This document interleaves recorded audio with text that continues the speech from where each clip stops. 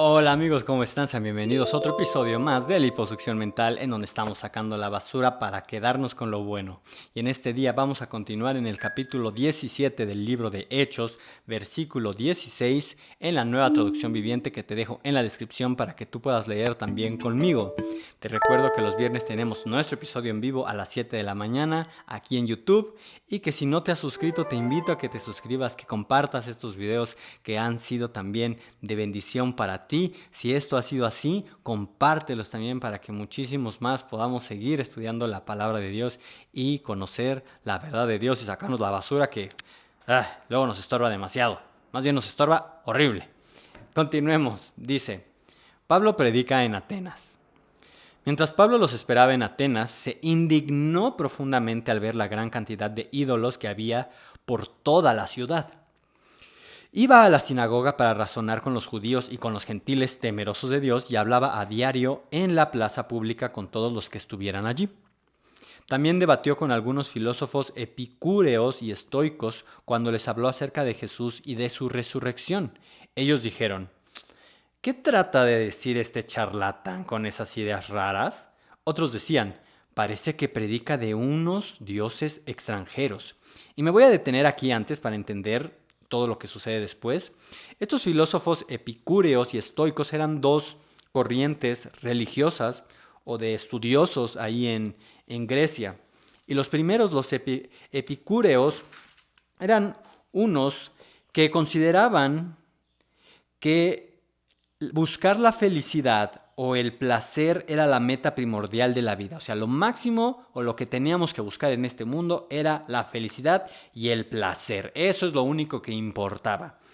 Y al contrario, los estoicos concentraban su pensamiento en los sentimientos y procuraban vivir en armonía con la naturaleza y la razón, o sea, eran menos egoístas, reemplazando sus deseos por el placer. Es decir, en lugar de estar buscando sus propios deseos por su propio placer, buscaban vivir en armonía con todos y tener buenos sentimientos y así. Y los otros, pues que lo más importante era la felicidad y el placer propio, y eso es lo que uno debía procurar. Entonces, empezó a debatir con ellos, como dice aquí, y empezaron a decir: bueno, ¿qué trata de decir este charlatán? Versículo 18, con esas ideas raras. Y otros decían: parece que predica de unos dioses extranjeros. 19. Entonces lo llevaron al concilio supremo de la ciudad. Ven y háblanos sobre esta nueva enseñanza, dijeron. Dices cosas bastante extrañas y queremos saber de qué se trata. Cabe explicar que todos los atenienses, al igual que los extranjeros que están en Atenas, al parecer pasan todo el tiempo discutiendo las ideas más recientes. O sea, les gustaba estar ahí enterándose de lo nuevo, de lo que estaba fresquecito. Entonces Pablo, de pie ante el concilio, les dirigió las siguientes palabras: hombres de Atenas, veo que ustedes son muy religiosos en todo sentido, porque mientras caminaba observé la gran cantidad de lugares sagrados, y uno de sus altares tenía la siguiente inscripción: a un Dios desconocido. Este Dios a quien ustedes rinden culto sin conocer es de quien yo les hablo. Él es el Dios que hizo el mundo y todo lo que hay en él. Ya que es el Señor del cielo y de la tierra, no vive en templos hechos por hombres, y las manos humanas no pueden servirlo, porque Él no tiene ninguna necesidad. Él es quien da vida y aliento a todo y satisface cada necesidad. De un solo hombre creó todas las naciones de la tierra, de antemano decidió cuándo se levantarían y cuándo caerían, y determinó los límites de cada una. Su propósito era que las naciones buscaran a Dios y quizá acercándose a tientas lo encontraran, aunque Él no está lejos de ninguno de nosotros. Pues en Él vivimos, nos movemos y existimos, como dijeron algunos de sus propios profetas. Nosotros somos su descendencia, y como esto es cierto, no debemos pensar en Dios como un ídolo diseñado por artesanos y hecho de oro, plata o piedra. En la antigüedad, Dios pasó por alto la ignorancia de la gente acerca de estas cosas, pero ahora Él manda que todo el mundo en todas partes se arrepienta de sus pecados y vuelva a Él. pues Él ha fijado un día para juzgar al mundo con justicia por el hombre que Él ha designado, y les demostró a todos quién es ese hombre al levantarlo de los muertos. Cuando oyeron a Pablo hablar acerca de la resurrección de los muertos, algunos se rieron con desprecio, pero otros dijeron: queremos oír más sobre este tema más tarde. Con esto terminó el diálogo de Pablo con ellos, pero algunos se unieron a él y se convirtieron en creyentes. Entre ellos estaba Dionisio, un miembro del concilio, una mujer llamada Dámaris y varios más. Y precisamente como estamos viendo, en este momento Pablo tuvo la oportunidad de predicarles en un lugar muy importante, como menciona aquí, el Concilio Supremo. En la Reina Valera dice el Areópago. Y este lugar era donde se juntaban las personas más importantes. Y empezó hablándoles, como ya hemos visto que era un método que utilizaba Pablo, desde donde conocía a su audiencia. Desde donde su audiencia podía conectar con lo que él iba a hablarles. Y en este momento él les habló, se dio cuenta que tenían a un ídolo que estaba puesto ahí, lo tenían puesto y decía al Dios no conocido, por el miedo de no rendirle culto y que tal vez recibieran maldiciones o no recibieran bendiciones por no adorar a ese Dios desconocido.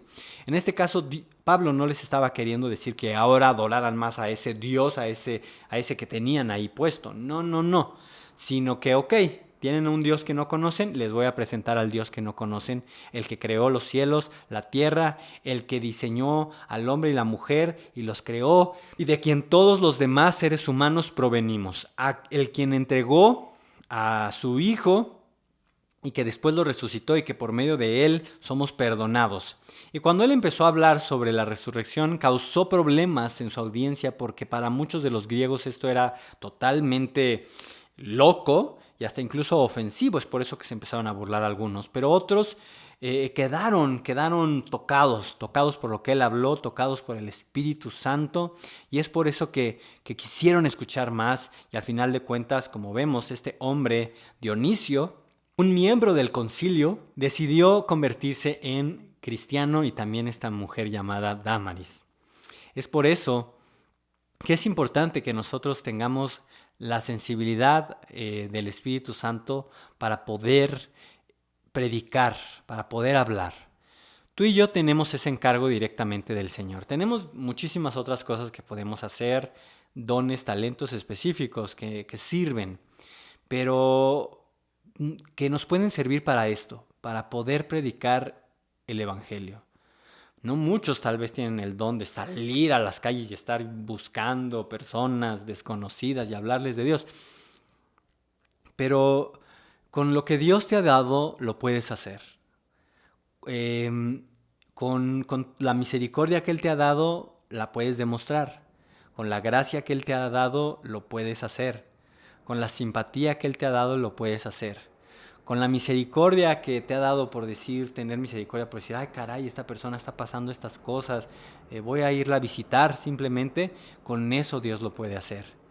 Y con todos los dones y talentos que Él te ha dado, pero sí tenemos un encargo de Dios para predicar el Evangelio. Precisamente Él nos está preparando y nos ha estado preparando para que hagamos eso, para que en estos tiempos no nos quedemos callados, para que en estos tiempos tengamos sabiduría e inteligencia, para que no nos vayamos así nada más sin pensar y decir, bueno, sí voy a predicar, y bueno, sí, pero a lo mejor en el ímpetu, en la pasión que lo estamos haciendo, no siendo dirigidos por el Espíritu Santo, sino por nuestras fuerzas, por nuestra gran emoción, podemos cometer ciertos errores. Entonces, siendo humanos siempre cometemos errores, pero siendo dirigidos por el Espíritu Santo, entonces podemos saber de antemano, es decir, podemos ser dirigidos hacia algo en lo cual va a haber un cumplimiento eterno, va a haber un propósito eterno, y Dios ya sabe por dónde podemos hablarle a cierta persona o quién ya está listo. Entonces, anímate en este día, anímate por lo que vimos, anímate por lo que Pablo, a través de lo que ha estado enseñando, nos ha edificado también. Dios nos ha hablado a través de todo esto que hemos visto en cada uno de estos primeros cristianos que pusieron en riesgo su vida y tuvieron el discernimiento y el poder del Espíritu Santo para hablar, traer sanidad a las personas por medio del poder de Dios, libertad a los cautivos, no solamente físicamente de posesiones demoníacas, sino libertad en la mente, libertad en nuestras mentes y en nuestra propia mente. Por eso la palabra de Dios trae esa libertad a nuestra mente, a lo que estamos pensando, a cómo vivimos, a cómo pensamos la vida, a que no más seamos esclavos de cómo este mundo está pensando y los miedos, los temores, el estrés, el afán, la ansiedad que tanto se mueve ahora en este tiempo. No, Dios nos llamó a vivir en paz, en gozo. Sí, hay dificultades, pero en medio de esas dificultades vivir en paz y en gozo, sabiendo que nuestra vida está guardada en Jesús, en el autor y consumador de la vida. Él es el Rey. Y si tú no has entregado tu vida a Jesús, te invito a que simplemente le digas: Señor Jesús, te recibo como mi Señor y Salvador. Me arrepiento de mis pecados. Perdóname por todas mis ofensas. Te recibo, Señor, como mi Señor y Salvador, reconociendo que eres el Hijo de Dios, que murió en la cruz por mis pecados, que ahora soy sano, soy libre, soy perdonado, soy apartado para ti. Es decir, me has convertido en santo para ti. Me entrego y Padre, sigue hablándome, Espíritu Santo sigue hablándome, y en el nombre de Jesús. Y si tú estás pasando una enfermedad, toca tu cuerpo, menciona el nombre de la persona que ha estado enferma. En el nombre de Jesús, hablamos vida a esos huesos, hablamos vida a esos músculos, hablamos vida a esas células, hablamos vida a esos ojos, a esos dedos, a las articulaciones, a ese sistema digestivo, sistema linfático, sistema respiratorio, a esas neuronas. Sé sano, sé sana en el nombre de Jesús. Amén. Y si Dios te ha sanado, no olvides darle la gloria a Dios, testificar, es decir, decirle a los demás lo que Dios ha hecho contigo, y dejarlo también en los comentarios para que nosotros nos gocemos junto contigo. Nos vemos mañana en otro episodio de Liposucción Mental.